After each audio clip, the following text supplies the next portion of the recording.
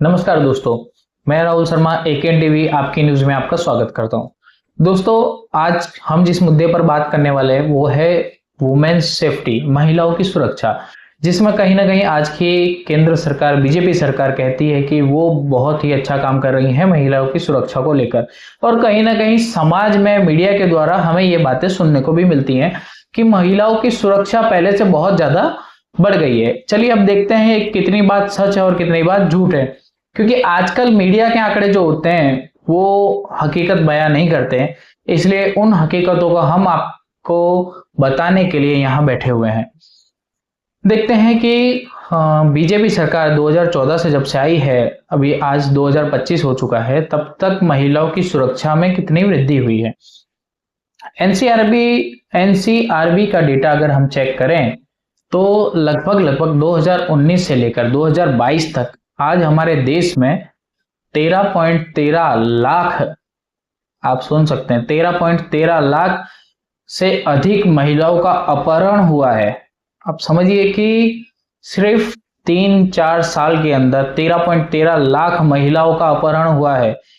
और इन महिलाओं के साथ आप समझ सकते हैं कि वो क्या हुआ होगा, उन्हें किस दुष्कर्म में धकेल दिया गया होगा।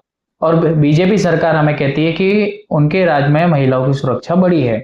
अगर महिलाओं की सुरक्षा इतनी बड़ी है तो फिर ये आंकड़ा क्या एनसीआरबी जो खुद सरकारी संस्था है, क्या वो झूठे आंकड़े दे रही है, या फिर हमें मीडिया में और नेताओं के द्वारा जो बताया जा रहा है वो झूठ है। कहीं ना कहीं सुरक्षा को लेकर के ये जितनी बातें कही जाती है वो सब गलत है। कुछ समय पहले गुजरात के गृह मंत्री श्री हर्ष संघवी जी ने कहा था कि सेफ्टी इंडेक्स में अहमदाबाद, वडोदरा और सूरत ये टॉप 5 में एलिमिनेट हुए हैं, मतलब टॉप 5 में इनका नाम आया है कि जो सबसे सुरक्षित शहर है।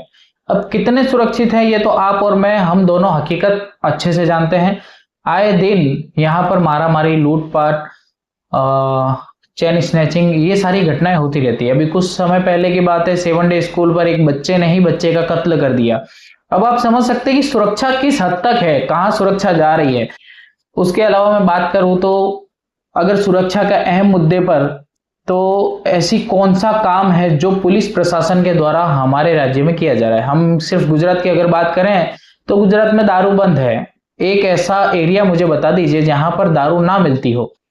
आप हर कोई अपने अपने लोकल एरिया में रहते हैं, आपको हर किसी को पता होगा कि गुजरात में दारू बंद होने के बाद भी बीजेपी कहती है कि हमारा कानून कड़क है, सख्त है, बहुत सख्त है, सेफ और सुरक्षित है सब लोग, दारूबंदी है। पर ये सिर्फ बातों में, आप आए दिन देखते होंगे दारूबंदी, दारू पकड़ा गया, ये हुआ वो हुआ, परंतु ऐसे बहुत सारे एग्जाम्पल्स है कि जो पुलिस स्टेशन के पीछे ही दारू का अड्डा चल रहा है। और वो क्यों चल रहा है? क्योंकि वहां से हफ्ता वसूली होती है। और वो हफ्ता वसूली कहाँ जाती है? क्या गृह मंत्री जी तक वो हफ्ता वसूली जा रही है जिसकी वजह से वो दारू के अड्डे बंद नहीं हो रहे, या फिर वो पुलिस स्टेशन वो हफ्ता खा रहा है और ऊपर तक जानकारी पहुंचने नहीं दे रहा है जिसकी वजह से ये सारे दारू के अड्डे चल रहे हैं।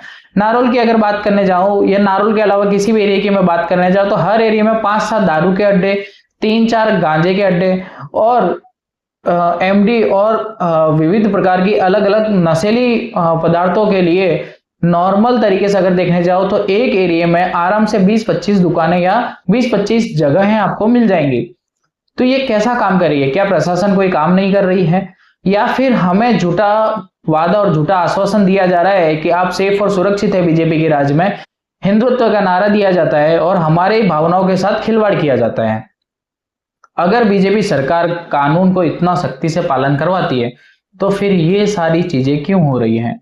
ये सवाल मेरा सीधा आपसे।